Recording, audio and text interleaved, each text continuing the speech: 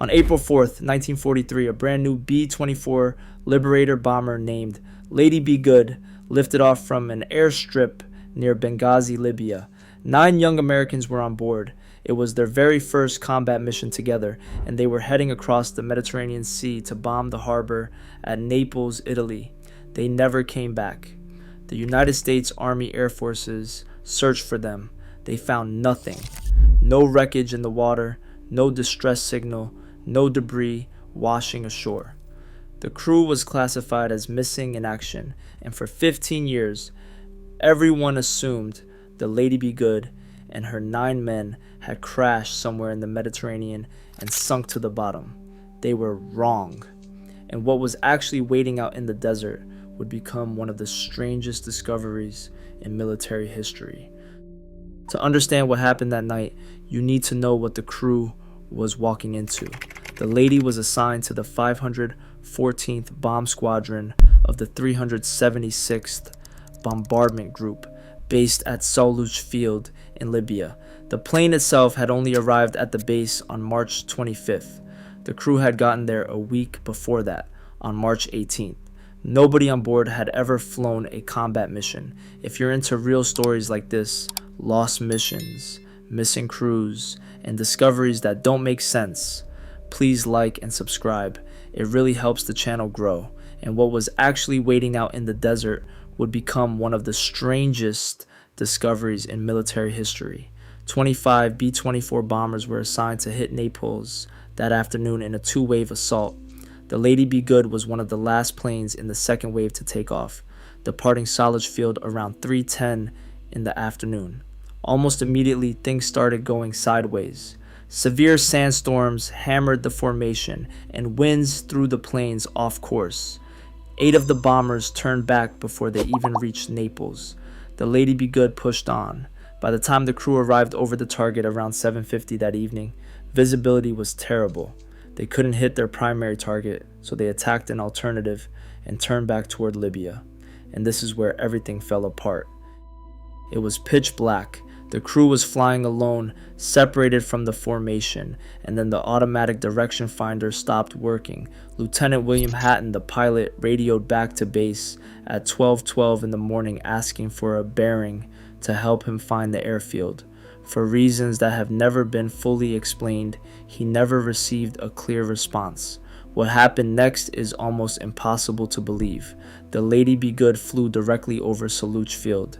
People on the ground heard the unmistakable drone of a B-24 passing overhead in the darkness. Flares were fired into the sky to guide the bomber down. The crew never saw them. They kept flying south, deeper and deeper into the Sahara Desert, for 2 more hours. By 2 a.m., the fuel was gone. The crew had no idea they were 440 miles inland from the coast. In the total darkness, with nothing visible below them, they almost certainly believed they were still over the Mediterranean Sea. One by one, all 9 men jumped. 8 of them landed safely on the desert floor. The 9th man, Bombardier John Warafka, was not so lucky. His parachute failed to fully open, and the fall killed him. And here is the detail that still gives investigators chills. After all 9 men had bailed out, the Lady Be Good kept flying. With no one at the controls, the bomber glided on for another 16 miles, slowly losing altitude before it belly landed on the flat desert sand. One engine was still turning when the aircraft finally came to rest. It skidded 700 yards across the Calancio Sand Sea and broke in 2, but the fuselage stayed largely intact. The empty plane was sitting there, all alone in the desert, waiting. 15 years later, in November of 1958, a British petroleum oil exploration team was flying over a remote stretch of the Libyan desert when something caught their eye. Below them, in the middle of absolutely nothing, was the unmistakable outline of a large military aircraft. They reported the coordinates, but nobody followed up right away. No records existed of any plane being lost in that part of the desert. It was not until February of 1959 that a ground team finally reached the wreckage. British geologist Gordon Bowerman Donald Sheridan, and John Martin were the first people to walk up to the Lady Be Good since her crew had abandoned her in 1943. What they found stopped them cold. The aircraft looked like it had landed the week before. The bone-dry desert air had preserved everything in a condition that defied belief. Inside the cockpit, the navigator's tools were still neatly boxed. Maps of the bombing route to Naples sat undisturbed. An ashtray near the navigator's station still held cigarette butts. The pilot's Colt revolver was sitting on his seat, exactly where he left it. There was a thermos that still contained drinkable coffee. Containers of water were still sealed and full.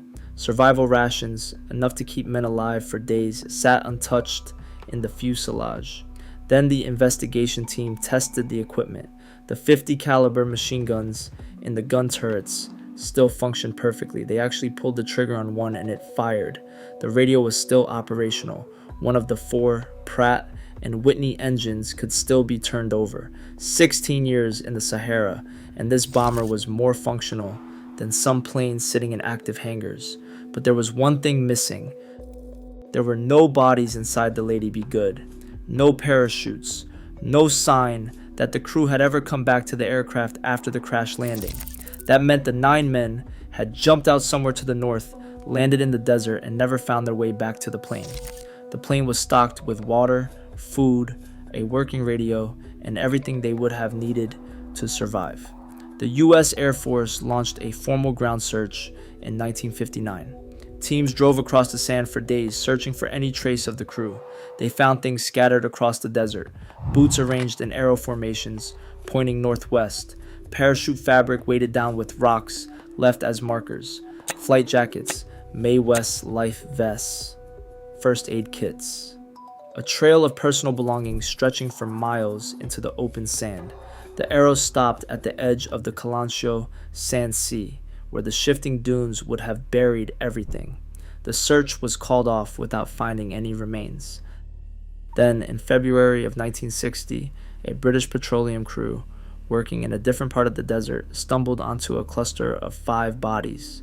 They lay close together, surrounded by personal effects, wallets, flashlights, pieces of parachute fabric, and one small leather diary tucked into the pocket of co-pilot Robert Toner. That diary is one of the most haunting documents to come out of the entire Second World War. Toner's entries are short, written in pencil in a pocket-sized date book. They cover 8 days from April 4th to April 12th, 1943. The first entry describes the mission and the bailout. He wrote that they landed in the desert at 2 in the morning, that nobody was badly hurt, and that they could not find John. All others present. The next day, the 8 survivors started walking northwest. They had a few rations, half a canteen of water, and the plan was to ration it at 1 capful per day. The sun was warm. The breeze was from the northwest. The nights were freezing cold and nobody could sleep. By the 3rd day, the tone shifts. Toner wrote that they rested at 11:30 in the morning because the sun was unbearable and there was no breeze. He described the afternoon with 2 words: spent PM in hell. Day 4. Same routine, everyone getting weak. They could not get very far. Prayers all the time. Day 5, no hope yet. Day 6, the entries get shorter. By April 10th, day 6 of the walk, Toner wrote that they were still having prayer meetings, hoping for rescue. No sign of anything. A couple of birds. He wrote that they were all really weak, could not walk, had pains everywhere. And then he wrote 5 words that have stayed with everyone who has ever read them. Still all want to die. April 11th. Still waiting for help. Still praying. Eyes going bad. Lost all their weight. Aching everywhere. He wrote that they could make it if they had water, but there was just enough left to put their tongues to. Have hope for help very soon. April 12th was the last entry. No help yet. Very cold night. After that, silence. The 5 men found together were identified as pilot William Hatton, co-pilot Robert Toner, navigator D.P. Hayes, radio operator Robert Lamott, and gunner Samuel Adams. They had walked 85 miles from the crash site on half a canteen of water through daytime temperatures that reached 130 degrees Fahrenheit. Desert survival experts had predicted, before the bodies were found, that the crew could have walked 25 miles at most. The men of the Lady Be Good walked more than 3 times that distance, but only 5 bodies were at that site. Before they died, the group had made one last decision. 3 men, the 3 who still had enough strength to move, would keep going north to try to find help. Sergeants Guy Shelley, Harold Ripslinger, and Vernon Moore set off while the other 5 waited behind. Shelley's remains were found 21 miles further north.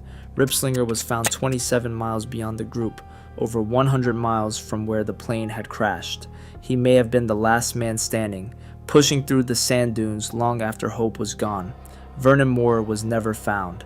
To this day, his remains are somewhere out in the Libyan desert. He is one of more than 72,000 American service members still unaccounted for from the Second World War. And then there is the part of the story that nobody can explain. After the Lady Be Good was discovered, the U.S. Air Force decided the aircraft was in such remarkable condition that working parts could be salvaged and installed in other planes. Radios, instruments, components were all pulled from the Ghost bomber and put back into active service. That turned out to be a terrible idea. A C-54 transport plane received several transmitters from the Lady Be Good. During a flight, the aircraft developed sudden propeller problems so severe that the crew had to throw cargo overboard to make an emergency landing. It barely made it to the ground. A C-47 transport plane had a radio receiver installed from the Lady Be Good. That aircraft crashed into the Mediterranean Sea. Then a de Havilland Otter received an armrest from the Lady Be Good. That plane went down in the Gulf of Sidra. When the wreckage washed ashore on the Libyan coast, one of the few identifiable pieces was the armrest, and its serial number traced back to the Lady Be Good. It washed up not far from the stretch of coastline the crew had been trying to reach on the night they disappeared. 3 planes, 3 disasters, all connected to parts from a single cursed bomber. The U.S. Air Force stopped salvaging parts from the Lady Be Good after that. In 1960, an Army-issue Elgin wristwatch recovered from one of the crew members was tested at the Quartermaster Museum. It still ran perfectly. It was accurate to within 10 seconds per day. After 17 years in the open desert, the watch kept better time than most watches sitting in a jewelry store. A stained glass window was installed in the chapel at Wheelus Air Base in Libya to honor the crew. When the United States closed that base, the window was carefully disassembled, shipped home, and reassembled at the National Museum of the United States Air Force in Dayton, Ohio. In August of 1994, the Libyan government removed what was left of the Lady Be Good from the crash site and transported the wreckage to the Jamal Abdel Nasser Air Force Base for safekeeping. Over the years, souvenir hunters have been picking the plane apart, taking pieces of one of the most important wartime artifacts in history. Today, fragments of the Lady Be Good are scattered across museums throughout America. A propeller sits in front of a village hall in Lake Linden, Michigan, the hometown of radio operator Robert Lamott. Instruments and gauges are on display at the Marchfield Air Museum in California. At the Quartermaster Museum in Virginia, visitors can see the crew's personal effects, watches, silk survival maps, and flight clothing, items that waited in the sand for nearly 2 decades before anyone found them.